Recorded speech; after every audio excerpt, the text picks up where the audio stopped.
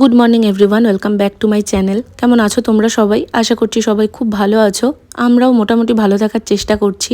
এর মাঝখানে বেশ কিছুদিন আমি তোমাদের সঙ্গে কোনো ভিডিও দিতে পারিনি। আসলে অনেক কিছু ঘটে গেছে জানো তো মাঝখানে, যেগুলো আস্তে আস্তে তোমাদের সাথে আমি সবটাই শেয়ার করব। তবে আজকে সকালের গল্পটা একটু বলি। সকালবেলা ওঠার পর মা এখানে চা করে দিয়েছিল, আর অনেক দিন ধরে আমার একটু ডিম টোস্ট খেতে ইচ্ছে করছিল, তো সেই জন্য মা এখানে পাউরুটি নিয়ে এসেছিল ডিম টোস্ট বানাবে বলে। তার সাথে মা এখানে লাঞ্চের প্রিপারেশনও স্টার্ট করে দিয়েছে, মানে এই কাটাকাটিগুলো এগিয়ে রাখছিল।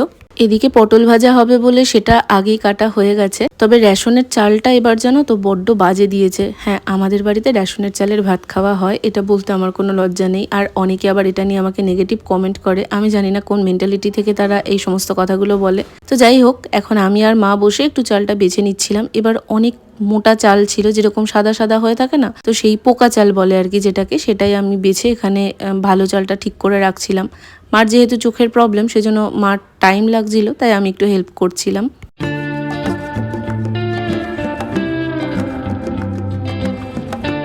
বাচ্চা এখন 12:30। সকাল থেকে অনেকটা টাইম কেটে গেছে, তার সাথে অনেক কিছু কাজ আমার কমপ্লিটও হয়ে গেছে। তবে তোমাদের সঙ্গে ব্লগে কিছুই শেয়ার করা হয়নি। আসলে শর্ট ভিডিও যেহেতু করছিলাম, সেই জন্য শর্টসটাকেই গুছিয়ে করেছি।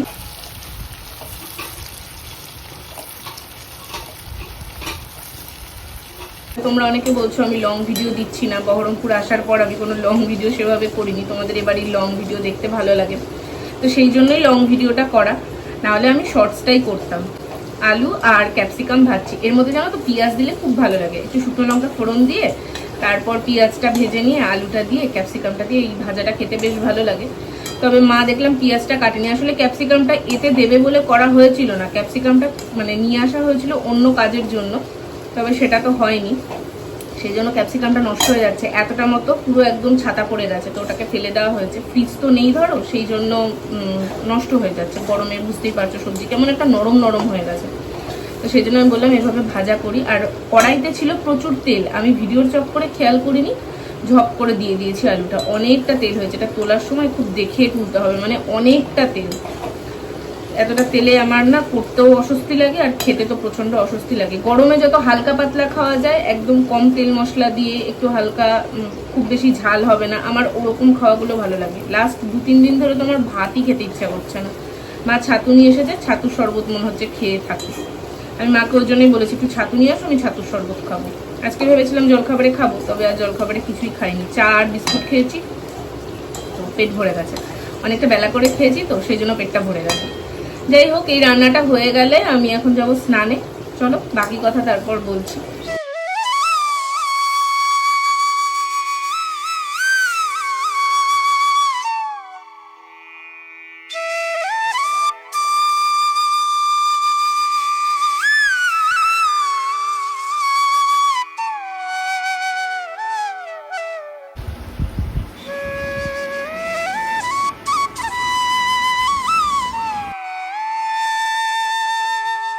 আলু ক্যাপসিকাম ভাজাটা আমার কমপ্লিট হয়ে গেছে। তবে ওই যে তোমাদের বললাম কড়াইতে তেলটা অনেকটাই বেশি ছিল, যেটা আমি খেয়াল করতে পারিনি, সেজন্য একটু বেশি তেল তেলে হয়ে গেছে।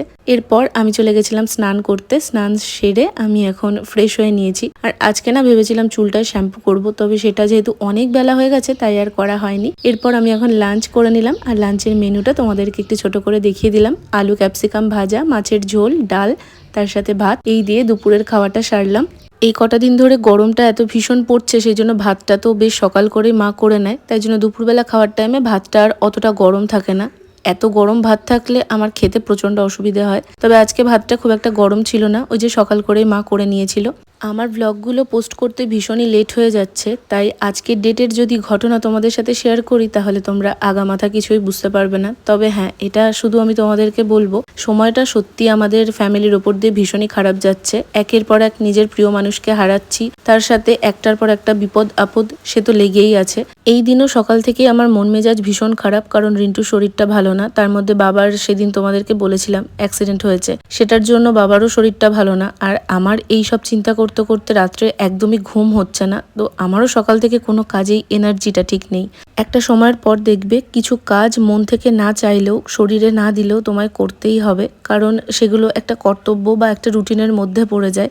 তো আজকের দিনটা আমার কাছে ঠিক ওরকম, কোনো কিছুই আমার করতে ইচ্ছা করছে না, এমনকি খেতেও ইচ্ছে করছে না, মনে হচ্ছে শুধু শুয়ে থাকি। তবে তা বললে তো হবে না, সকাল থেকে যা যা আমার করার কথা সেগুলো সবই করেছি। তবে এই পর্যায়ে এসে আমার আর সত্যি শরীরে দিচ্ছে না, ঘর অন্ধকার করে এখন একটু চলো ঘুমিয়ে নিই।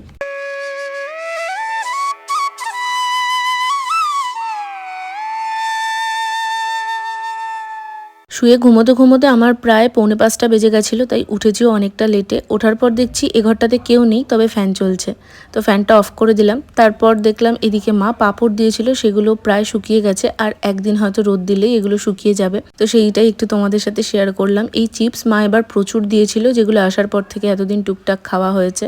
আর এরপর এই ঘরে এসে দেখছি খাটের ওপর কতটি বোতল, তার সাথে খাটটা একদম অগোছালো হয়ে আছে। আর আমাদের যেহেতু এই জানলাটা একদম রাস্তার সামনে, আর তার সামনেই খাট, তো জানলা দিয়ে খাটটা পুরোটাই দেখা যায়। খাটটা না গুছিয়ে জানলাটা খুললে এই জন্য আমার বড় বাজে লাগে। খাটের থেকে বোতলগুলো সরাতে গিয়ে দেখলাম প্রত্যেকটা বোতলেই অর্ধেক করে জল আছে, তো সেই জন্য এই এক বোতলের জল আর এক বোতলে ঢেলে প্রত্যেকটা বোতল ভর্তি করলাম। আর যেগুলো খালি হয়ে গেছে সেগুলোকে আবার ওই ব্যাগের মধ্যে করে রেখে দেবো, পরদিন সকালবেলাতে মারা জল আনতে যাবে, তখন সুবিধা হবে।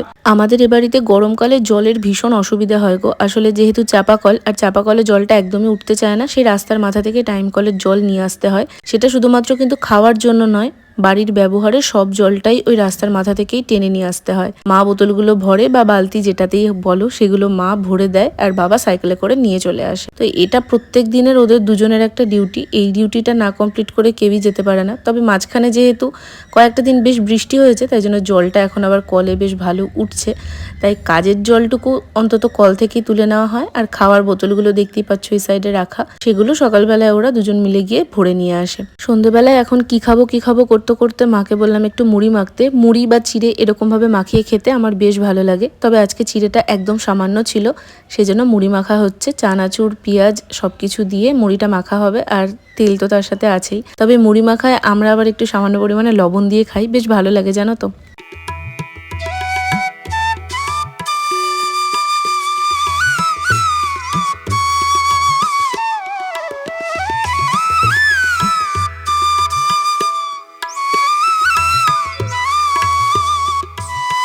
মা আর আমি দুজন মিলে বসে গল্প করতে করতে মুড়ি মাখা খেলাম, তার সাথে আমার একটু এডিটিংয়ের কাজ ছিল, সেগুলোও করছিলাম। তারপর এখন মা রাত্রের জন্য কিছু একটা বানাচ্ছে। আচ্ছা চলো তোমাদেরকে দেখাই কি বানাচ্ছে।